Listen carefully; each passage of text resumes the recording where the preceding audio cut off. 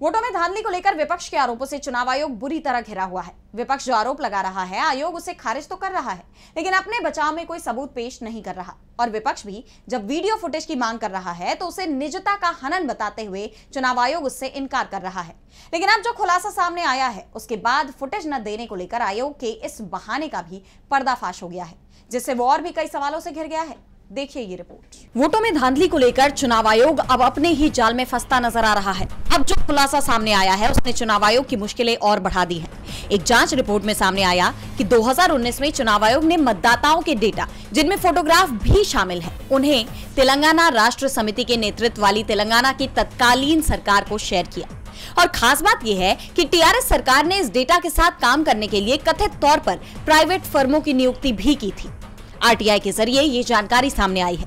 गौर फरमाने वाली बात यह है कि मतदाता सूची, जो कि चुनाव आयोग की निगरानी में रखा जाने वाला एक केंद्रीकृत डेटाबेस है, उस तक पहुंच केवल आयोग की इजाजत से ही मुमकिन है।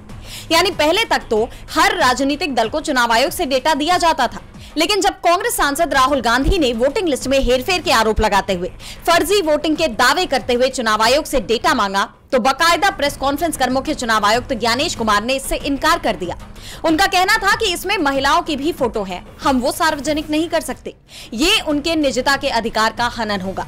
ऐसे में जब ये रिपोर्ट सामने आई तो चुनाव आयोग अपने ही बयान में फंसता दिखाई दे रहा है कि क्या तब ये अधिकार संविधान ने नहीं दिए थे, जब तेलंगाना सरकार के साथ जानकारी साझा की गई।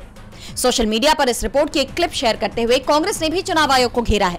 पार्टी ने एक्स पर लिखा कि चुनाव आयोग ने तेलंगाना की बीआरएस सरकार और प्राइवेट कंपनी को वोटरों का डेटा दिया था। इसमें वोटरों की तस्वीर और उनका पता शामिल था।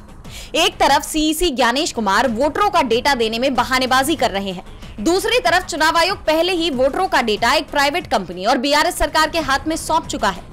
आज देश में वोट चोरी का मुद्दा सबसे अहम है। देश की जनता चुनाव आयोग से निष्पक्षता की उम्मीद करती है। हम लगातार चुनाव आयोग से वोटरों का डेटा मांग रहे हैं ताकि उसकी निष्पक्ष जांच हो और वोट चोरी रोकी जा सके।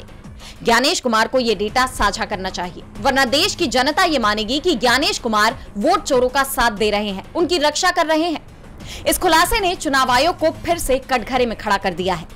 डीवी लाइव की रिपोर्ट।